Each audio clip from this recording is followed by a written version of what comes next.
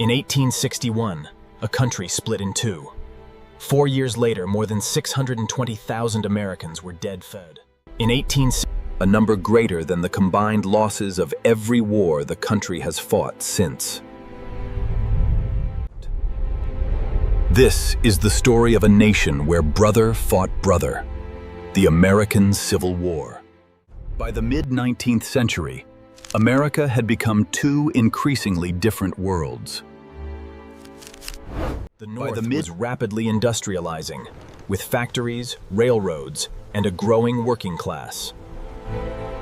The South built its economy on cotton and the labor of roughly 4 million enslaved people. The question of slavery strained the country.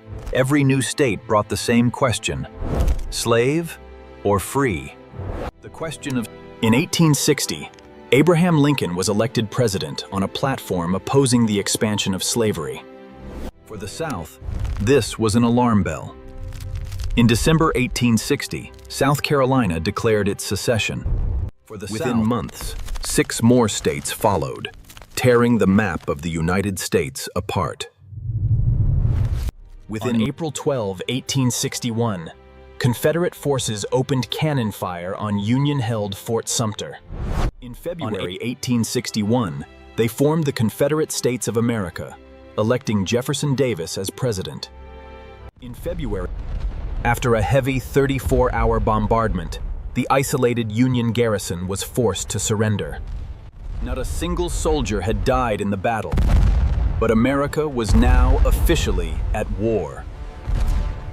The numbers heavily favored the Union: 22 million people, and most of the industry. The Confederacy had only 9 million people, and a third of them were enslaved. The Confederate General Winfield Scott proposed the Anaconda Plan to strangle the South with a naval blockade.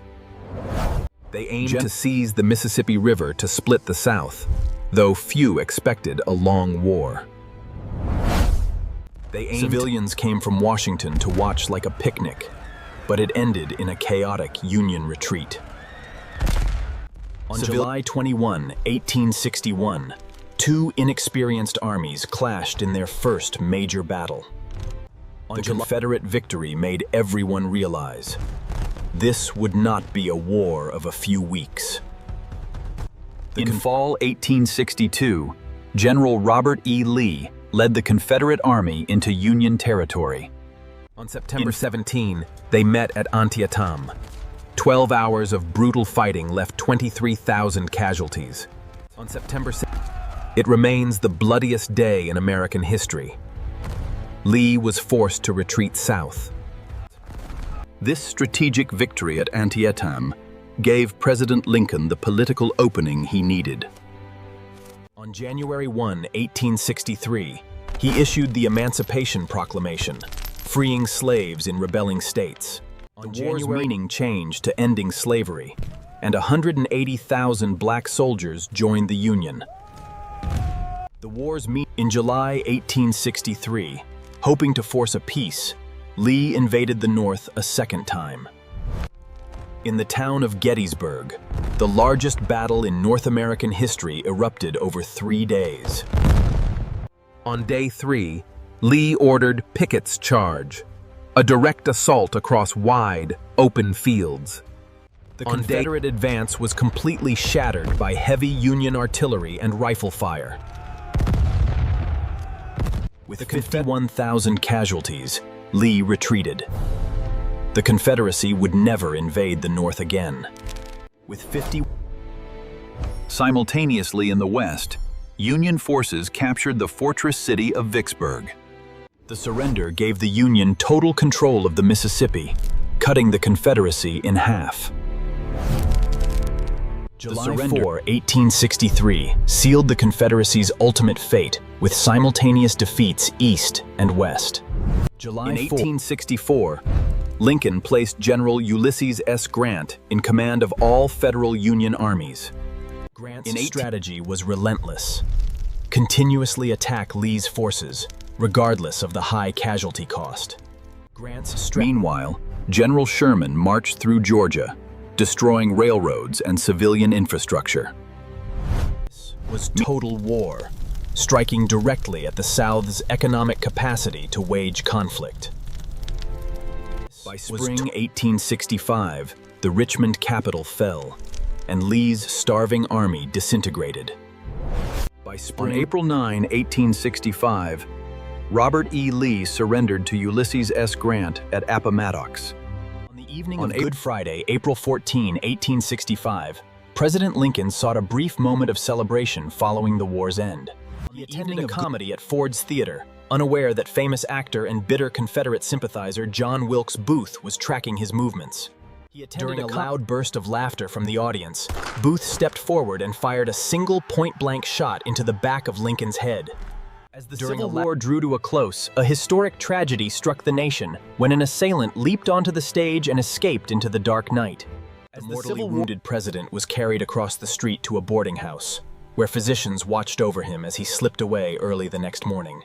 As Lincoln drew his final breath, Secretary of War Edwin Stanton solemnly remarked, "Now he belongs to the ages." As Lincoln drew, a grand funeral train carried Lincoln's body 1,600 miles back home to Illinois, as millions of devastated. Meanwhile, the largest manhunt in American history ensued, ending 12 days later when Union cavalry trapped and fatally shot Booth in a Virginia barn.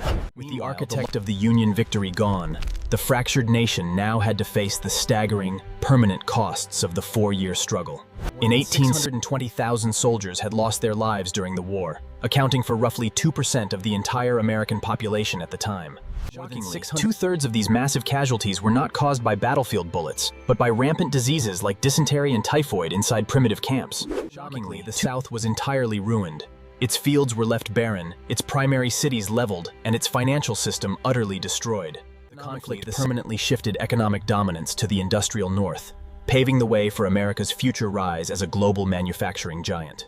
But the most monumental, historic transformation belonged to the 4 million enslaved people who were now practically liberated from bondage. To ensure this hard-won freedom could never be overturned by future laws, the federal government pushed for a permanent constitutional change.